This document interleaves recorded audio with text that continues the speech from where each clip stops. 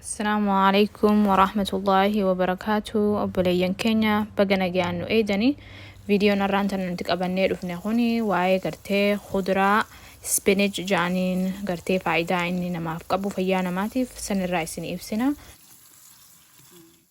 إني قم بال خوني مو قرتي فيانا ماتي في هدو قرتي فايدة ججبتو قبجتشو فيديو تنا خيستي أكاميتا كتي فايدة مودن ديستانيس بالا خانا إسن قرسيسنا فياتي سني في اللي جيرا مال إساخنا راك أركتشو دن ديستان إسني في إبسنا درسيني كم أركاجرتن كانتي نوتي بالا خانا قرتي اسمودي خيني خداخو جرو خانا تنقلنا جاتشو كزي هدو يرو هدو إسا تنقلنيتي دوينا إني خون قرتي فيانا ماتيف قرتي واحدو جيرما فيانا مرتي في دوني دندها جاتشو درسي إجانا ماتيف هدو غاريدا إجانيك أرا فيا إجاتيس نتيسا جاتشو ديبي قرقودو أداتي اللي وانكا كانساريتي في dhibeelee qaama namarra gartee dhiibbaa guddaa fiduu dandeessu akka namarraa tiisuu riisarchiin agarsiisee jira.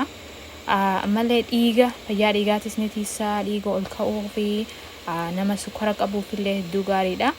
Lafeellee jabeessa lafeetii fi dadhabina gartee dullooma keessa nama dhufu sansan irraa illee gartee nama ni tiisaa. Jechuun humna namaa kana jechuu walumaa galattu. waan adda addaatiif gaariidha. Akkuma arkaa jirtan kanatti wanni biraatis spinach kana wanni itti naqatnu nuti waan akka killeefatti naqannaa, yeroo takka takkas waxittis ni naqannaa, waan kurumbaa jechuu raafuu takkaahu fi waan akka gartee goommanattis naqatuu ni dandeessani.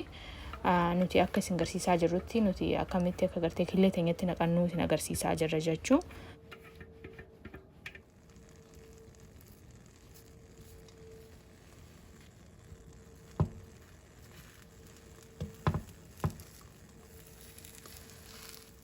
Akkuma arkaa jirtan kanatti nuti spinach keenya killeetti idaannee jirra. Akkana fakkaataa isinillee gartee spinach nyaata keessanitti akka idaattan hawwii guddoo qabna. Galatooma waan nu hordoftaniif subscribe, share, like godhaa viidiyoo tana.